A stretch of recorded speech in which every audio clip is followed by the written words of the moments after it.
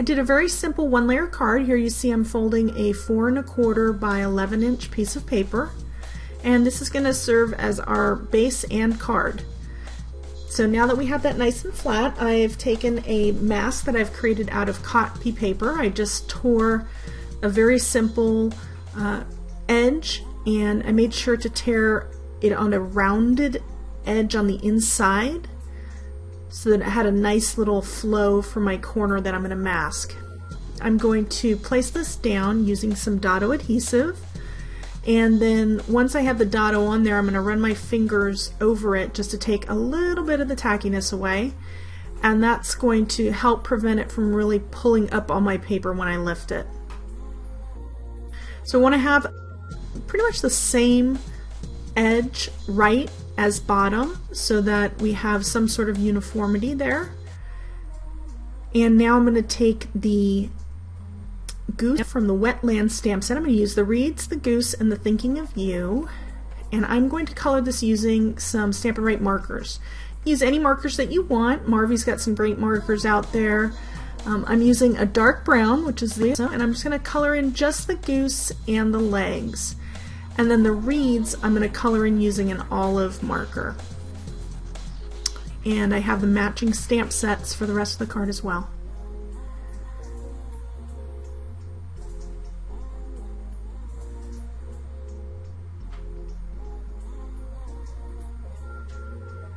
Now that we have that inked up, I'm going to huff it quickly just to re-moisten that ink, and I'm going to stamp it over the bottom into the right hand corner.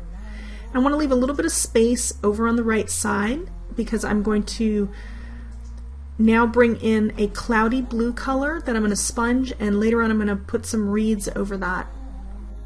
So here you see another mask that I created out of copy paper. It's important when you create your masks to use copy paper and not cardstock. Cardstock's a little too thick and you will end up getting that very frustrating white edge. So here I'm just going to cover this up, or mask it if you will, and that is going to help protect my image while I sponge over it. And I added a little bit of dado to the beak, to the tails. You can see I had some that stuck under there, and the legs, as well as just a little bit to the body. I did the same thing with my fingers just to get rid of some of the tackiness. I didn't want it to pull up my stamped image. And now I'm going to bring in a sponge and some Adirondack Lights cloudy blue dye ink. I'm blotting it off on my scrap paper first and then gently going in a circular motion. And you can see here that I'm not really being so deliberate as to put it just in a particular place. I'm kind of going all over the place. I want to make sure to cover my entire image and go well beyond it, as I am going to add a few reeds to the left and to the right of my goose. I want it to blend seamlessly into the rest of my card. You can see I had a little bit of trouble there with the mask, so I picked it back up and I ended up putting up on a little bit more dado there. You can always use painter's tape too. I wanted to have a torn edge versus a straight edge. And I'm making sure to go along my edge, and that's going to help give me that definition, that color break in between the white from the base and the sponging that I'm doing here.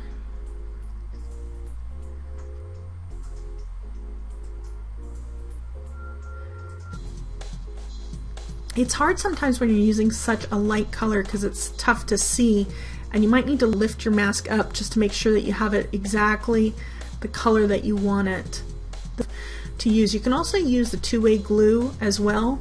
Just make sure you let it dry so that it acts like a post-it.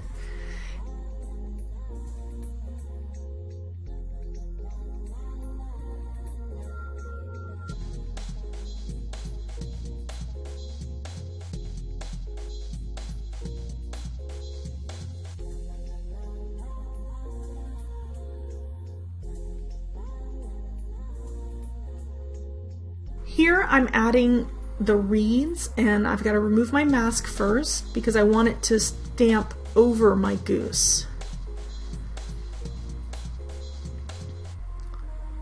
So I'm going to add that to the left and the right.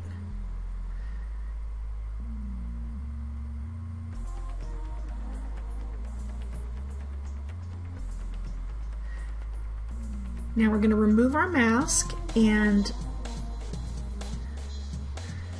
get rid of some of that dado. You can use your fingers. Right here I'm going to use an adhesive remover. This is one of the best tools you have. They're usually somewhere around $2. A great little tool. It lasts forever. If it gets ever gunky on the sides, you just snip that part off with your scissors.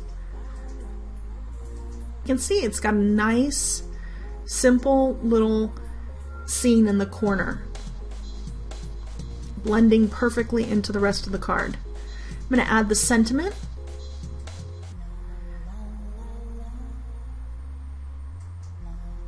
It's just a nice quick little card that will brighten anybody's day. Just takes a few minutes. Now I'm going to use an aqua painter here, making sure that I don't have a lot of water on there. Sorry, my camera got a little out of focus there. And I'm just bringing some of the dye-based ink. I didn't actually add any color to my aqua painter. I'm kind of muddling the colors up on their own just to give the goose a little bit of character and that he's not so stark white. They're usually gray in color and I chose to make him brown. And there you go. There's your final card. That was quick, right?